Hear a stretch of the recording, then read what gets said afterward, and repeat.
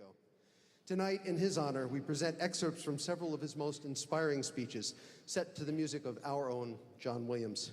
To read these immortal words, please welcome from NECN, Steve Aveson.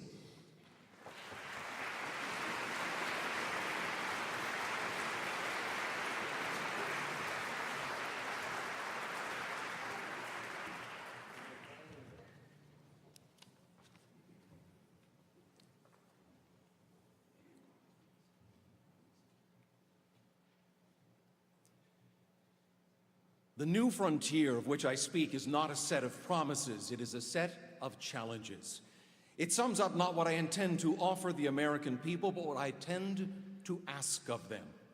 It appeals to their pride, not their pocketbook. It holds out the promise of more sacrifice instead of more security. But I tell you, the new frontier is here. And whether we seek it or not, beyond that frontier are uncharted areas of science and space, unsolved problems of peace and war, unconquered pockets of ignorance and prejudice, unanswered questions of poverty and surplus. That is the choice our nation must make, a choice that lies between the public interest and private comfort, between national greatness and national decline, between the fresh air of progress and the stale, dank atmosphere of normalcy, between dedication and mediocrity. All mankind waits upon our decision. A whole world looks to see what we shall do, and we cannot fail that trust, and we cannot fail to try.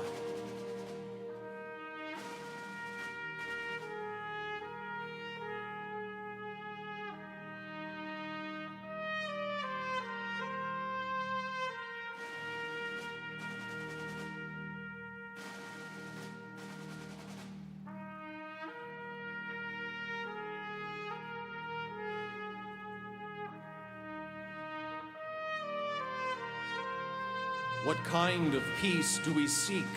Not a Pax Americana enforced on the world by American weapons of war, not the peace of the grave or the security of the slave.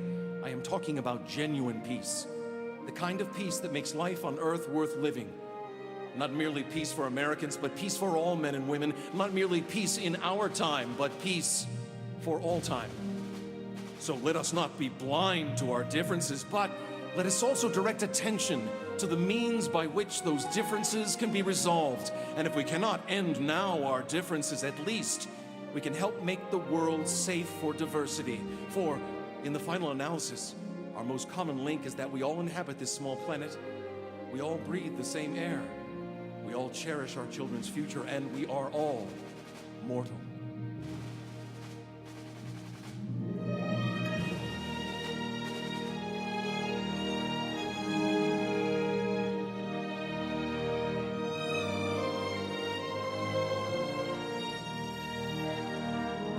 We are confronted with a moral issue. It is as old as the scriptures and is as clear as the American Constitution.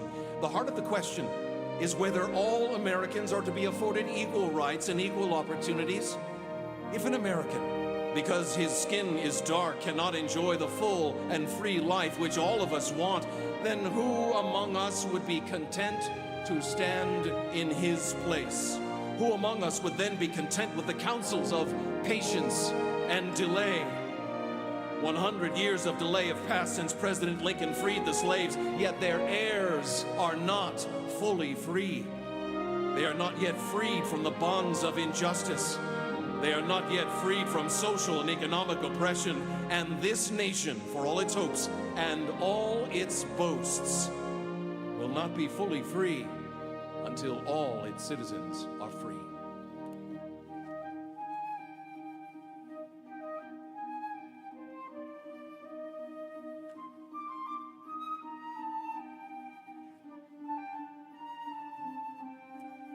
I believe in an America where the separation of church and state is absolute, where no church is granted any public funds or political preference, and where no man is denied public office merely because his religion differs from the president who might appoint him or the people who might elect him. I believe in an America that is officially neither Catholic, Protestant, nor Jewish, where no religious body seeks to impose its will directly or indirectly upon the general populace or the public acts of its officials, and where religious liberty is so indivisible that an act against one church is treated as an act against all. Finally, I believe in an America where religious intolerance will someday end, where every man has the same right to attend or not attend the church of his choice, and where Catholics, Protestants, and Jews at both the lay and pastoral level will refrain from those attitudes of disdain and division which have so marred their works in the past, and promote instead the American ideal of brotherhood.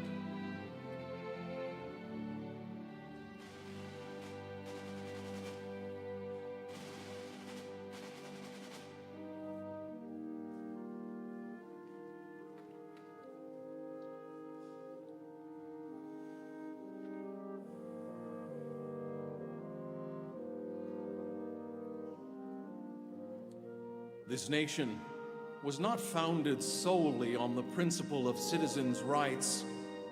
Equally important, though too often not discussed, is the citizens' responsibility. For our privileges can be no greater than our obligations. I speak to you today, therefore, not of your rights as Americans, but of your responsibilities. They are many in number and different in nature. They do not rest with equal weight upon the shoulders of all. Equal of opportunity does not mean equality of responsibility. Increased responsibility goes with increased stability. For of those to whom much is given, much is required.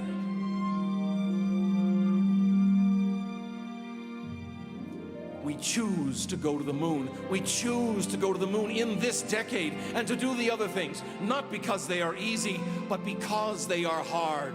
Because that goal will serve to organize and measure the best of our energies and skills. Because that challenge is one that we are willing to accept, one we are unwilling to postpone, and one which we intend to win, and the others too.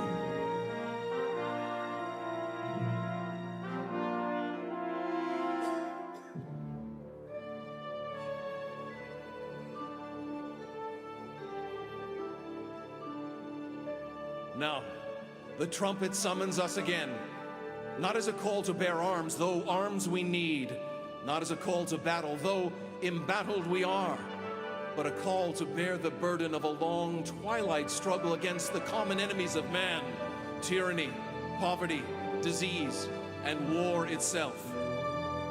All this will not be finished in the first 100 days, nor will it be finished in the first 1,000 days, nor in the life of this administration, nor even perhaps in our lifetime on this planet. But let us begin.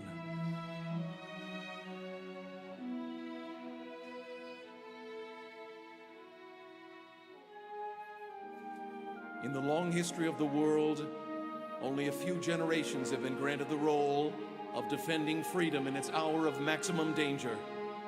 The energy, the faith, the devotion which we bring to this endeavor will light our country and all who serve it, and the glow from that fire can truly light the world.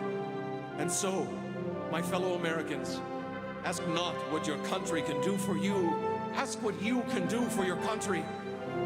My fellow citizens of the world, ask not what America will do for you, but what together we can do for the freedom of man.